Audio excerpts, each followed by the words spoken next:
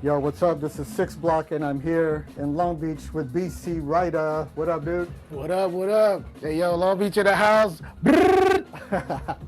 So, yo, I first want to give the people some background into where you come from and what you were into as a kid, your high school days. So if you could just speak on old school Reggie from Long Beach. Well, I mean, nothing's really changed. I'm from Long Beach, born and raised. Pretty much what I did in high school was a skater, raver. I did lots of streets. Anyway, Street life. Yeah, pretty much like a lot of fun. Let's just say I had a lot of fun. You know what I mean? Like from 14 all the way up, and then I didn't really start going out until like a little bit later, like a little bit after high school. But I was always around, like, ravers and stuff like that, and fucking. What year was that? This was so I started getting into like Hard House and all that shit when I was like Hard 13. House? Yeah, like Hard House. Like I got my first Jungle CD when I was like 13. So what year is that? 1997, 98. Oh, wow. Okay. Yeah, like 98. I got like my first compilation. It was like Kings of the Jungle compilation. Yeah. Like a lot of them were like from a couple years ago, but my boy George, shout out to my boy George, ATR crew. Yeah. Like, you know what I'm saying? Fucking, he blessed me with a couple compilations. He hooked me up with the Kings of the Jungle, and then he hooked it up with Urban Jungle, the Aphrodite one. And then like we were listening to Power 106 all the time. So, we had like Richard Humpty Vision. Yeah. Like I was listening to 99.1 KGGI with like DJ Linwood. Like, you know what I'm saying? Yeah. Like, so I had like a nice little variety of like music around me, like as I was a youngster. So as I got older, it was just me finding my niche, like, and, were you always buying records? Like, were you steady buying vinyl or not nah, till later? I didn't start buying vinyl until later, bro. Like I said, I was a skater, Yeah. My mom's she wasn't really about like the DJ life, you know what I'm saying? So I was at the homie's house, like learning how to DJ. Was she really strict? She wasn't strict. It was just like, just extra shit, like, just extra shit in the house, like, so, okay. Like noise, just having that noise. Yeah, just like extra, it wasn't until like I was like 18, 19, she was like, oh, you serious about this? Yeah. Like, I bought my first pair of turntables from my boy Gemma. Like it was a direct drive Newmark and a fucking belt drive, fucking like I think it was a belt drive Gemini or some shit like that. Oh shit! So I'm over here. Is that the one with like the little pitch knob? It's like really small. Yeah, it's super small pitch knob and shit. I don't even remember which one it was, but I just remember all the belt drives had a cheap little pitch. I think it was like the TT 550 or 500 or some shit like that. It's one of those, but yeah, that shit was old. Yeah, so I had that. And I had like 5 records. I had like a DJ Spooky record, like, and so just like a few cuts. Just getting my niche and stuff. But at that time, like I was MCing though. Like I was an MC. I used to rap like a lot. I used to go by R.A.W. MC. So like hip hop shit. Yeah, hip hop shit. Like I was doing that since I started writing rhymes when I was like 12. And what kind of rhymes though? Like Long Beach G-Funk style? Nah, like I was an MC. Like I was like a lyricist. Like I was a lyricist. My cousin Concept. We had a crew. Like I was like the little homie, you know what I'm saying, a part of like 16 and shit. Like, do you still know your verses and all your? Yeah, a couple of them. Like, you should do that shit over your Jungle. Like, that's crazy. No, actually, you know what? Shout out to my boy Metalface, because he does, like, I give him so much fucking props because he's like a man of like all fucking trades. Like, he could rap, he could DJ, he produces and stuff. And one time we had him at a show and he fucking came out and like MC'd over his own shit, like grabbed the mic and started MCing over his shit, and I was just like, yo, like, see, that's what you call a performance, like, you know what I'm saying? Like, I give him props for that, so yeah, shout out to my boy Metalface for that, but yeah. So I was MCing and stuff at that time, and it was cool, man, but my heart was in the culture, though, in the rave culture and shit, so I started getting more into that, like, as I got older, you know what I mean? So eventually, did you go? So I mean, like, did you go to Respect or anything like that? Yeah, I went to Respect. I was going to I used to hang out at fucking at Temple of Boom and shit. Like, so I was around during that time. You know what I mean? Like, that was like the mid 2000s. Yeah, like I was really like coming out around that time. Like, cause I graduated from high school, or supposed to. Like, supposed to graduate like 02. You know what I'm saying? So this is like a couple years later. Before like the N2O started to take off. Yeah, I was. Cat came Yeah, out. Yo. So like, were you aware of General Millis and all that? I knew all about that shit. Like I remember I used to go visit my pops in Oceanside and shit, and I'll go on Free Burning on the website. Yeah. And I'll just fucking like digital dig, you know what I'm saying? Just like listening to shit like, oh man. They were like one of the first to really have a nice website for the jungle, and, like keep it interesting. Like, yeah, like they were pretty good with that. Yeah, man, for real. So I was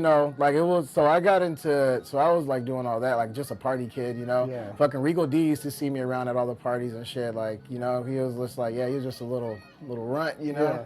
But it wasn't until I started taking myself serious, like, and just started producing, and like me and the homies had started a crew. It was called Abstract Artists, and it was about 5 of us, and I was the MC, and then there was 3 DJs, and then you had a graphic artist and stuff like that, and a photographer. Actually, the photographer ended up being like one of the main photographers for Grapevines, and he did a couple promo shots for like Tech Dubs and stuff like that. His name was JG, but he was a part of that shit, and so we were doing that, and then. You know, did you play that show that they did, like the one that was that big ass Grapevines flyer? Nah, I didn't play. I wasn't even around in, like, I actually started getting my break around like 2010. Oh, okay. Because I actually, like I said, I was emceeing a lot, so fucking I moved to Vegas, ran into Ganja Boat, and I was like fucking with him for a second, and a happy hardcore DJ who went by DJ Bear. So I was like, you know, going to their shows, like getting on the mic and stuff. But my heart was always into DJing and production. You know what I mean? Like fucking, I used to play. I used to use Acid Pro like back in the day, like at my homeboy Alan's house. And he used to have this game on fucking PlayStation. It was like a generator game. Yeah. And we used to make jungle and fucking house and all types of shit on this game and shit, you know?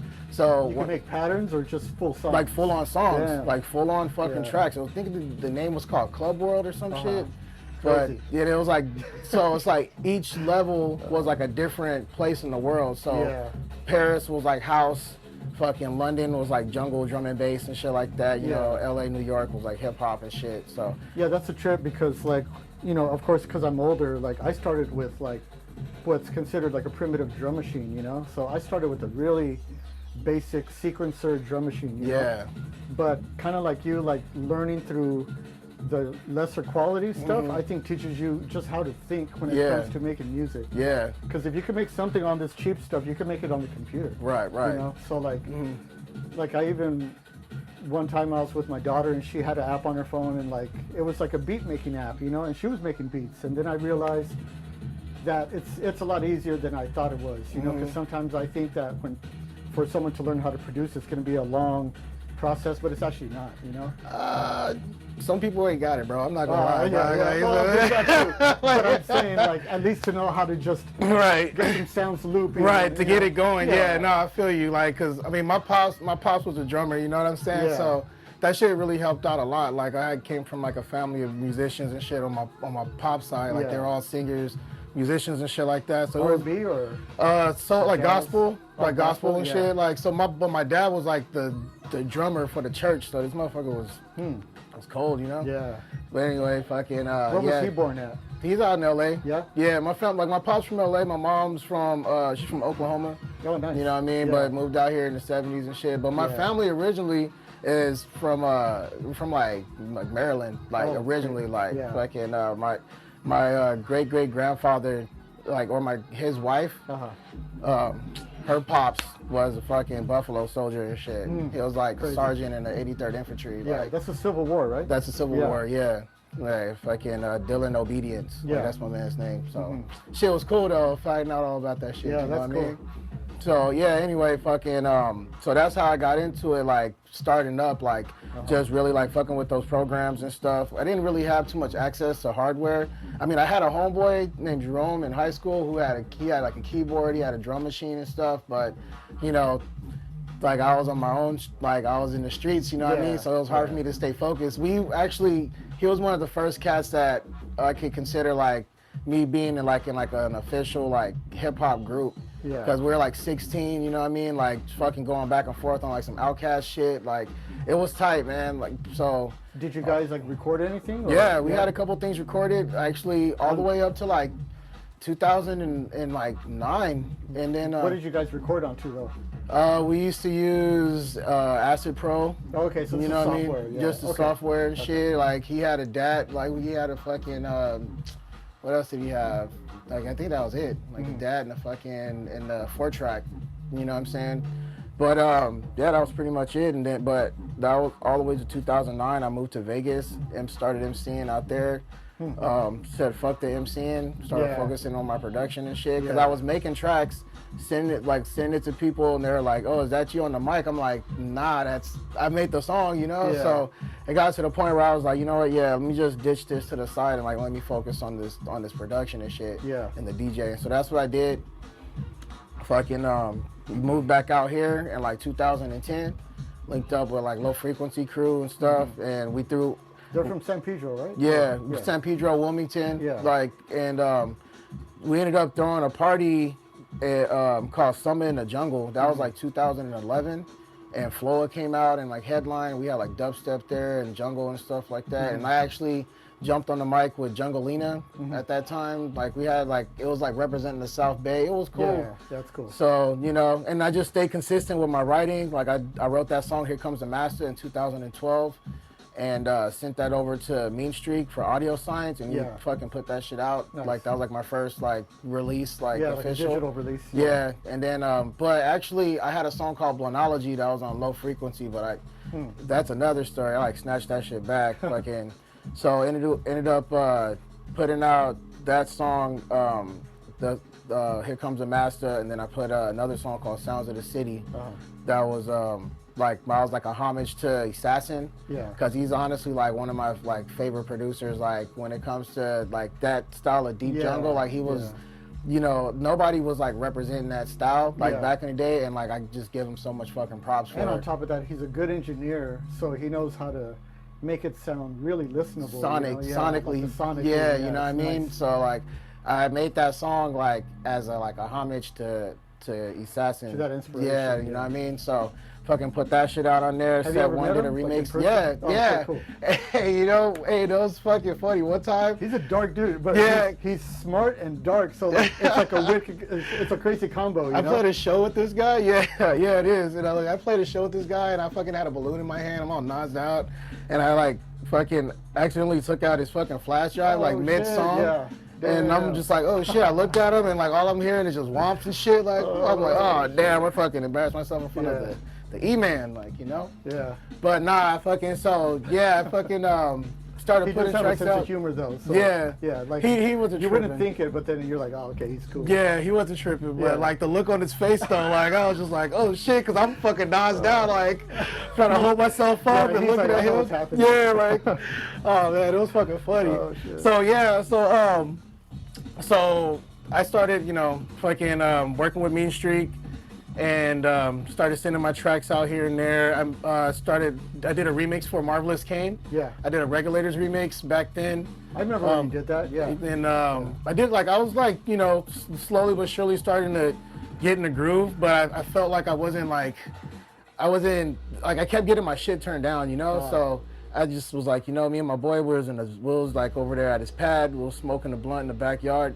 And we were just like, yo, fucking, we should start our own shit, you know what I'm saying? Because we were a part of a skate crew back when we were like teens called the Yeska crew, you know? And it was like kind of like how we are now. It was like a collective. Like you didn't just have skaters, it was like skaters, like gangbangers and shit. Like, there was like all types of people that was a part of that shit. Like, but it was all about smoking weed though, you know? Like it was just, and you know, the Longos started tripping on us and shit, told us we were too deep. Like it was a whole. Who did? The Westside Longos. Like, oh shit. Yeah, because they got too deep. Like fucking Yeska crew got too deep. Yeah. And like that shit kind of like died out. But I ended up fucking like me and the homies. Because there was too many street people involved. There was too many homies. Like it was way too many homies. Like we're all kicking it too much. They're like, man, y'all kicking it too much. Like, you know what I said? And I was like, damn. So they felt that it was like a threat? Low key. They felt like we were trying to start like a gang or some shit like that. Movement. Yeah, like a movement. Yeah. But I mean, you know, like It was because I mean it turns into this. You know what I'm saying? That's a crazy ass sign though for someone to come and be like, "Yo, you guys are getting too big." Yeah, and I'd look at that as a compliment. You Yeah. feel me? Like, so you know, shout out to my boy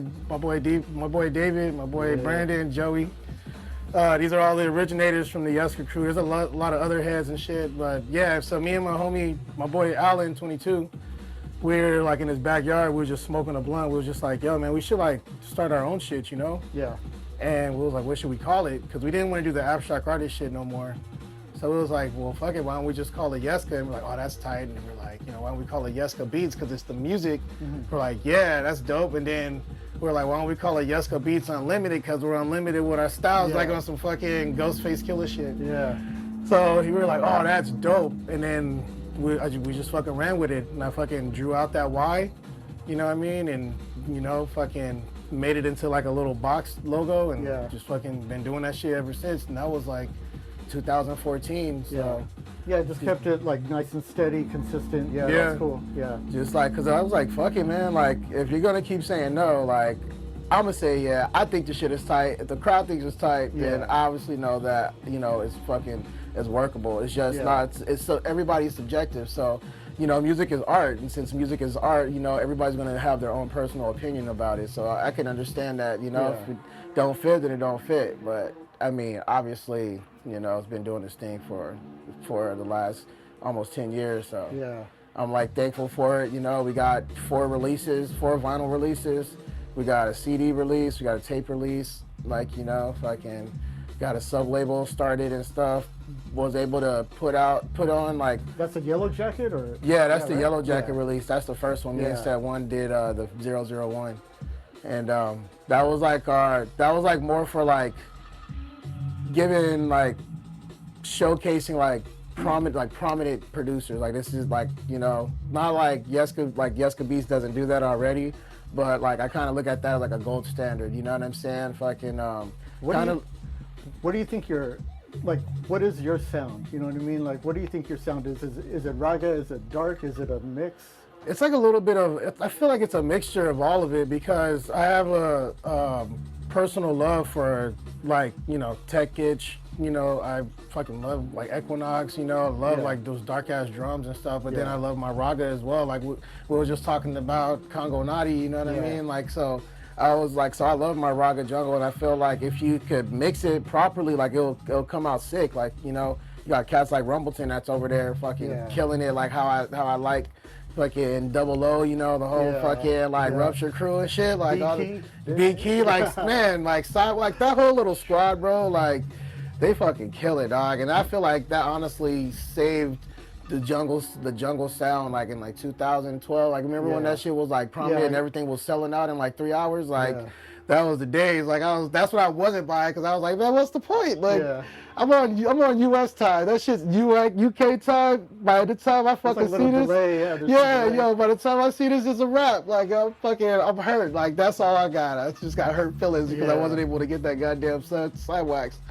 But the side wax goes. Yeah, that shit was flying, bro. Like, I don't even try to deal with that. I don't deal with the Tom and Jerry. You know what I mean? Yeah. Like, that's you guys. You guys go ahead and fight over it. If it's meant to be, it's meant to be. That's kind of how I look at it now. Like, yo, like if I'm destined to get that record, it'll happen. You know? Well, see, like what happens on R.A.W. Records, like the website, is that sometimes it will sell out, but then the person returns or declines the order, and then they'll add 1 or 2, but you got to catch it like early, you know. But sometimes they do. Oh, okay. Repost them, right? Yeah. On the R.A.W. Records website, but then it's probably just 1 or 2, you know. So you got to get on it. Damn. But it's possible. But like you just got to get lucky, I feel, with those. Yeah, no, real shit though. And like you got to be on that email like quick because they will hit you up. They'll let you know. They're like, we'll notify you when that shit's here. You just can't be sleeping. Let me see. I wanted to also ask you about when you make music, right? What program do you use, and what are the BC Rydah rules for jungle? Like, how do you think when you approach in making your songs? Well, I use Renoise.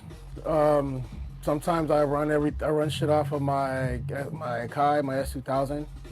And then I got a Yamaha CX6 synthesizer over here. So sometimes I'll like go back and forth with that, and then and then use Renoise. Sometimes I'll use Ableton, like or I'll use Ableton and Renoise together. Like it all depends. Got a shit ton of records, so I'll be ripping from the records and stuff. Like me and the homie M27, my boy will come over here. Yeah, like he loves recording. I love it. Like me too, because we be finding some shit. I'm like, dog, like.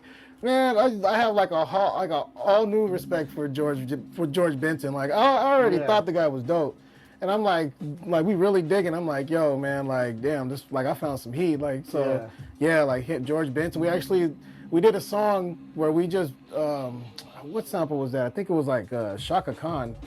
Wasn't even like 5 seconds of it, but it worked so perfect. Like I was just over here just fucking around, just grabbing records. Just letting like we had the sequence running.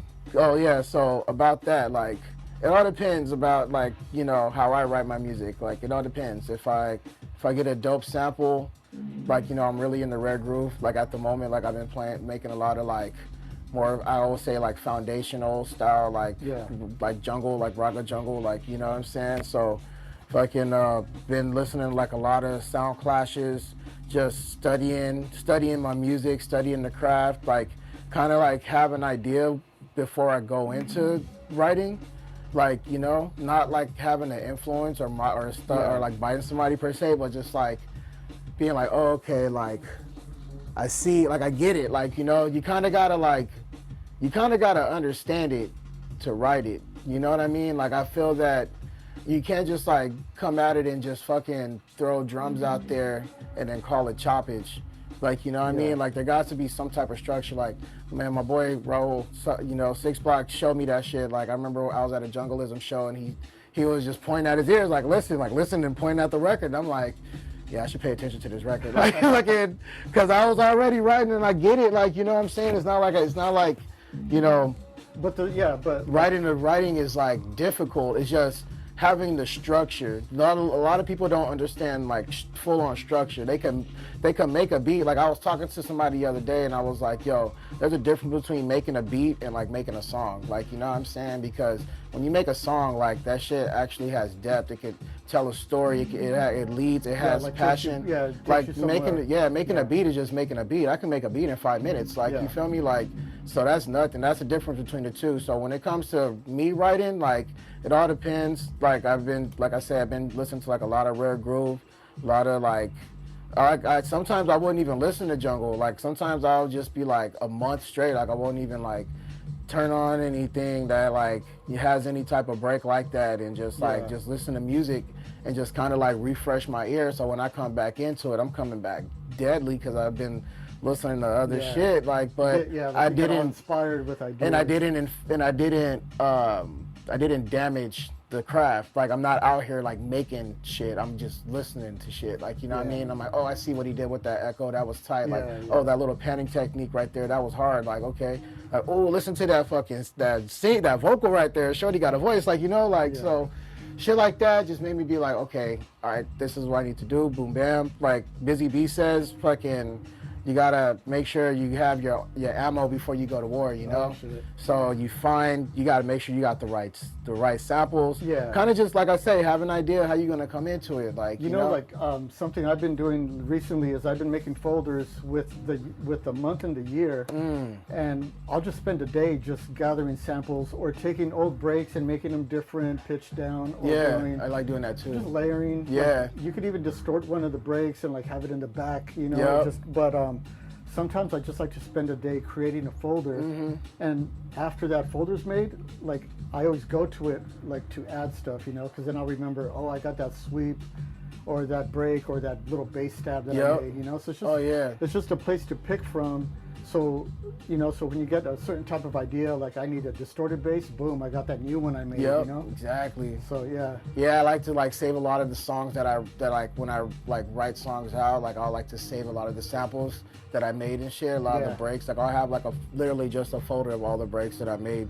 And I'll like write one out that's just a simple break, just so I can like have it to manipulate, and then I'll have like my time stretched ones, my filtered ones, like you know what I mean. But keep it organic, you know what I mean? Try to keep it organic as possible, you know? Yeah. Like, not all the OGs was fucking, like, using the fucking record and shit. Like, you know, some of them motherfuckers had them sample packs, so. Yeah. Like, let's not fake the funk. You got a lot of purists out there that be over there fucking try to fake the funk, acting like, you know, sample packs is bad, but it's like, yo, them shits, I could literally name you, like, a couple songs right off the top of the head right now, like, that literally just use the fucking, just the samples from the fucking the shit. Like Champion Sound is one of them. Like, I know, like, you know what I mean? I know that Edson did that. Ed 808. Like, I think he made, like, like a drum and bass track with all the samples from like one of my packs.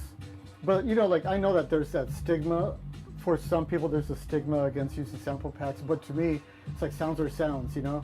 And if it makes it easy to drag and drop, I think the reality is that 95% of the people do, but 50% admit it, you know? Yeah, and there's nothing wrong with the drag and drop, but as long as you, like, okay, so I'll take a break, right? Like, if it's fucking tight, like, I'll take that motherfucker and I'll just take the kick, the snare, and the shuffle.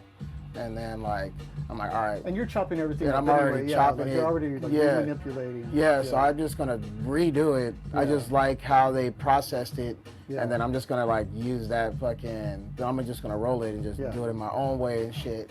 Like, you know? So, yeah, man, I don't have no problem with that either, dog. Like, I feel like, you know, these purists out here kind of got to let it go, man. Like, I used to be just a vinylist, dog. Like, and I was just like, you know, I'm missing out on so much music nowadays. There's so many different artists that are coming out that are just like, that I'm missing out, you know? That's crazy. And I got a lot of respect for them. And, you know, a lot of these cats, they don't know what's up, like, as far as how to press a release, or, you know, a lot of cats don't know that. They just want to put their music out. And, like, you know, we're still music lovers. We're still fans of this shit. So might as well, you know, download, you know, buy and support, you know what I'm saying? Like, these artists out here, and you get shit popping, like, you know what I'm saying? Like, for the next man. What's your Bandcamp? Okay, so I have two, I got a couple. Okay. But yeah, right now we have Yeska Beats Bandcamp, which is Yeska Beats Crew. It's I'll spell it out in the chat for everybody, but it's Yeska Beats Crew. Also, I'm working on the BC Rydah Bandcamp because I wanted to start putting more tracks out and not saturate the label, and, you know, kind of keep that its own thing.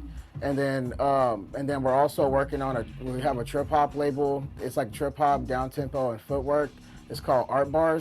So we're also working on that. That's called artbarsmusic.bandcamp. So expect. So like you have that set up, but it's not really. Yeah, we're working with Pleco Boy out of Canada. Him and his girl. We have another artist out of France, and and then we got DJ Babel. Like, he actually was a part of this group called Society of the Invisibles. So he has a lot of you know, dope, like, instrumentals that he made, like, from the past. So he wants to put out that, and I'm like, yo, I honestly put the label out and started the label because I know that a lot of the cats that don't just write jungle, like, you know, they need a place to put this stuff out. Yeah. And we all listen to that, so why not have a platform for it, you know? Like, I had a homeboy that was like, you know, if I don't have a place for you on my label, I'll just start something. And I see that a lot of old school cats used to do that as well. Like, cats like LTJ Bookham. Yeah. He did that for, like, Big Bud. Like, specifically just for, like, one release. Like, it was just I was just like, yo, that's dope. Like, because it may not fit the label, but it's like, damn, this is the homie and this shit is tight, and I don't want it to go into the wrong hands. Yeah. Fuck it, we gotta start something different. We're just gonna put you out. I know that LTJ used to buy songs just so that no one else could have them. See what I'm saying? Yeah, like, would just say, buy it. Like, this shit is heat. And not release. Like, I'm just gonna start my, like, you know, this is for you, dog. Don't even trip, because this shit is banging. Like, I fucking think that shit is tight. Like, you know what I mean? Like, I think that, like, where the jungle scene is at right now is beautiful because it's a resurgence. Like, Yeska Beats, we're able to work with a couple teenagers. Like, Ontology was like 17 when he put out his first release with us. We got Professional Amateur, who's that cat is out of what is he out? He's out of Kansas. I think he's out of, like, Kansas. I think Kansas City. Yeah. So Missouri, right? Yeah, he's from Missouri. Yeah. And so he's like 17. He's like a sophomore or something like that. So I think like a junior, like 16 or 17. He made that song Walking at 2 a.m. That's on the Rough and Rugged compilation. Okay, that's a CD, right? Yeah, that's the CD. That's the digital release. And like that CD, are there copies still available? Or we probably got like 5 copies left, shit. like out of the 50. Do you have them up on Bandcamp? They're up on Bandcamp. Okay. We actually sold one yesterday, so they're slowly but surely starting to run out, you know. But I actually sold some. I had a tour up north. I went up to Humboldt County and Seattle and Oakland, and we sold a couple over there. So I was able to get it out, you know, like directly hand to hand. But yeah, as far as what we got going on right now with the label, Mean Streak changed his name to Edward Xavier. Oh wow! So he's under that alias now. He's making like footwork type jungle, and he has a release that's going to be coming out. DJ Babel is going to be working on a deep jungle type release. Him, and also he has a release with Sean Wan. They're the BHO Bros. Oh yeah. So they're going to be putting that out. They got a 3-track release that's going to be coming out as well. We also have me and Set One got an album that's going to be coming out, a digital release. I'm honestly also, like, before I get to that, we also got another release that's coming out with Noble Filth out of Oakland. Like, he has a 12-track release that's coming out, and it's called Come As You. It's not called Come As You Are. I can't really rename. The name's untitled right now. Don't hold me on it. But fucking, it's supposed to be a USB release. Kind of similar to what you were doing. You beat him to the punch. But it was like he's doing the crates, the USB with the USB records. Yeah. So he's got that coming out and stuff. But so we got that, and my main focus is to push physical product. It's like not really focus on too much digital stuff. Like, you know, have every release come with something tangible that somebody could remember and like hold on to, whether it's a sticker, whether it's a shirt or poster, CDs. Like I noticed on Bandcamp, a lot of people just put all the stuff up for pay what you want, you know? Yeah. Because I think like they figure because I know when I do free downloads, like it does generate more people. You know, like people jump on those. Yep. So in a way, it's kind of like promotion. You know. Yep. At the same time, like these people are walking away happy. You know. Yep. So, but exactly. Everybody's happy with the free download. Nobody can say no to free, dog. Yeah. Like I'm like, oh yeah, this shit's banging and it's but yeah, free. You're right. Like lure them in with the free download, but then like you got the merchandise to be like the like you know. Yeah, you can have the music, but fucking, I learned that from Currency actually. Fucking, I know I'm like name dropping like the game tonight, dog. Goddamn. But fucking, I was watching this interview by the Alchemist and shit, and he was talking about that, you know, he comes from the old school era, like with the labels, like, oh, I gotta go through an agent to get the song clear, this, that, and the third. And, you know, him and Currency was just like, nah, I'm gonna put it out tonight, all right? Like, my fans, that's what they expect me to do. Like, so he's like, what? He's like, it's not even mixed down or nothing. He's like, who cares? Like, let's just put it out, you know? They want it, like, trust me. So they put the song out, and then he was just like, mixtape drops, and then he's like, you know what? We could add this to. He's like, I got a shirt that's coming out, or a shirt compilation that's coming out with LRG. Maybe we could put the mixtape with the shirt, and then put the mixtape out for free when you buy the shirt. And I'm like, and he was like, yeah, he's like, they sold out like. As soon as they dropped it, they sold out in like 2 hours. Yeah. And like, but I mean, that's just on a higher level. But the point of what I'm getting to is just, that's hip hop. But it's like the point of what I'm getting to is just like, yo, like, people just gotta think. Like, I feel like in order for the culture to survive, like, people gotta think and like figure out a way like how to generate revenue and keep that shit running in the industry, like in the scene. Like, yo, I come out and play a show. You give me $50 because I played.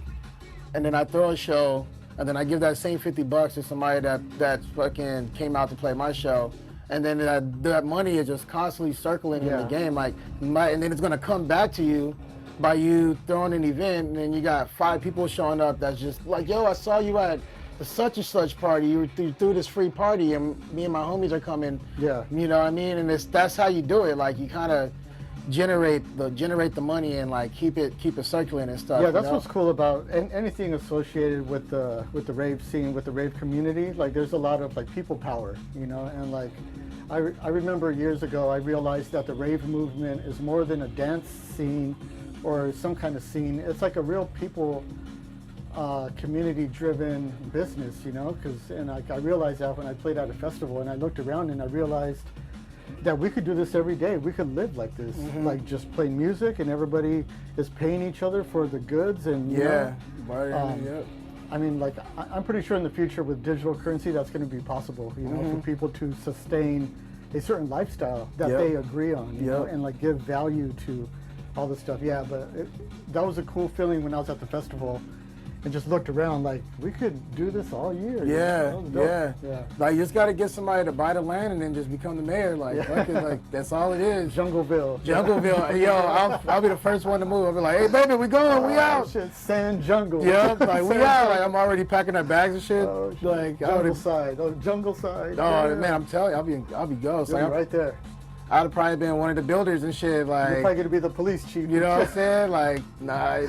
Police chief. I just be letting everything pass. Like, everything is legal. Yeah, like, yeah, don't even worry about it. I ain't tripping. Like, fucking, I mean, this guy's chill as fuck. The TSA. Boom, let him alone. Yeah, for real. Like, I'll just be there just to like give it a thumbs up. Like, don't worry about it. So let's wrap up the interview so that we could get on with the mix. First of all, thank you. Thank you, man. Like, this is the first interview that I've done with someone. Like, I know that we talked like years ago now about that video that I wanted to put together, but I felt that this would be the nice and quick way, you know, like just to get this idea of doing interviews, because like I just like hearing people's stories and you know, all that stuff. Yeah. Even like the small details, like, you know, like where the parents were born and just like certain times in your life. But so you're going to be doing a show in May, right? Yeah, I have a couple shows coming up actually. This Saturday I'm playing in Lancaster. I'm gonna be playing at the American Legion Hall. It's a VA bar for Resonate. Brother, big up to my boy Meditate. Still on Resonate, April 16th. It's gonna be myself, Witch Doctor, Dire Times. Nice. Meditate's gonna be there. I almost said Rio, but we're gonna have Nikki C there. We're gonna have my boy Dread doing live art. They're gonna be serving grub and stuff. I'm gonna have my merch table there. And then after that... What kind of merch do you have right now in stock? I got these tees. These tees just dropped. These are the Escabees Wild Style tees. Like, we decided to kind of go back to the basics, not really do too much graphic and stuff, and just keep it fresh with the lettering. We got these Escabees snapbacks. I actually got two designs coming out right now. We have this one, and we got the Wiley Skunk with the green Y on the head. So, yeah, that one should be dropping April 26th at I Love LA. Also, I got another merchandise. We got a collaboration with Hardcore Junglist, who's they're like a clothing company out of Los Angeles.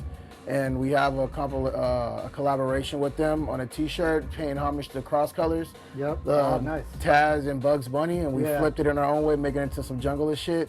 So we're doing some direct-to-garment t-shirts, about 30 of those, and those are going to be limited pressings, only one color, and only probably like 5 sizes each. So get the motherfuckers before they go, because we ain't making them again.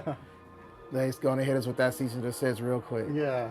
So, but that, and then June 11th, or actually May 14th. Yeah. I'm throwing Rumble in the Jungle, which is my birthday party. We got Immortal Minds coming out doing his first LA appearance. My brother 6 Block is going to come through. APX1 is going to be there. M27. Set 1's going to be there. Meditate's going to be there. G Freak from Juke Bounce Work. My homegirl Maeve, who's an up-and-coming jungle DJ right now out of LA. Like, make sure you book that girl because she's killing it. She's going to be playing there. There's probably going to be about 10 DJs all night. There's 2 rooms, so right now I'm just figuring out how I'm going to do the time slots for those, and I was going to switch it up because my boy G Freak plays footwork and stuff. So I got a little plan. It's going to be fucking fresh. We got a Virgin location in downtown LA. It's actually 2 blocks away from where the Orion used to be, and that was like my favorite nightclub growing up. So. Yeah, May 14th, we're going to be doing that. And then I'm going out to Grand Rapids, Michigan to play at Union with Randy Visor. And then after that, coming back out here, we have Bloom, which is going to be connected to Black Marble Collective's Rave Tools 2 album release party. Yeah. So we're going to have my boy Mike Woodward, a.k.a. Stay Rare. He's going to be doing his album release party on the top floor, and we're going to be throwing our Bloom party downstairs. And we throw these Bloom events every 4 months, and it's connected to the equinox. Okay, so cool. the last one was on the spring equinox, this one's on the summer, and then we're doing fall. The last one lands, the last one, we can't do it because it's Christmas Eve. So we're thinking about doing that December 18th. So, just move move it up like a week before. Yeah. So we're still celebrating it, but we're just going to do it a little bit earlier. But so we got that. That's happening. And September, we have another Bloom event, and Marcus Visionary is going to be coming out here. Oh, nice. So, like, expect a lot of shit happening for LA. Yeah, like I really wish that Capital J and Marcus would be regulars out here. You know? Yeah. But like they really like hardly ever play over here, which is also a good thing because when they come out, you're like, thank God. You know? Yeah. But they should be. Like they should have been coming out here a lot more often. Like I don't know if like there's a disconnect with Canada and America. Like, well, for one, it's them damn fees, bro. Like them visas is no joke. It's like $5,000. Like like luckily, like I used to pay $150 to go to anywhere up there, but then I think they stopped it for Americans going to Canada. You don't have to pay anymore. What? Yeah. Crazy. Well, Canada, I'll be seeing you soon. Yeah. No, I mean it's so easy to fly there. Yeah. You know? And like their currency is lower than ours, so like our dollar goes a longer way. Word. Yeah. But anyways, you guys booked me out there in Canada for real, man. I'm trying to get out there. Toronto. Trying to party over there, East Coast, West Coast, Vancouver, Toronto. Like I'm trying to party with the Quebecs, all you motherfuckers. How do people book you? You can hit me up via email, bc.rydah, RYDAH @gmail. You can hit me up on Instagram. Pretty much it's the same name on every platform. You could Google that shit. I'm a public figure on Google, so it's really easy to find me. Just hit me up. You hit me up personally. I don't have a booking agency, so just hit me up. Let's negotiate some deals. Just let you know I got a kid, so I ain't cheap. So anyway, one love, man. All right, cool. Well, big up, man. All right. Holla at you, bro. All right, cool. Thank you, man. Yep. Man, Long Beach, man, represent. Big ups to all my homeboys of the place. Yeah, love you, mom. I love you, son.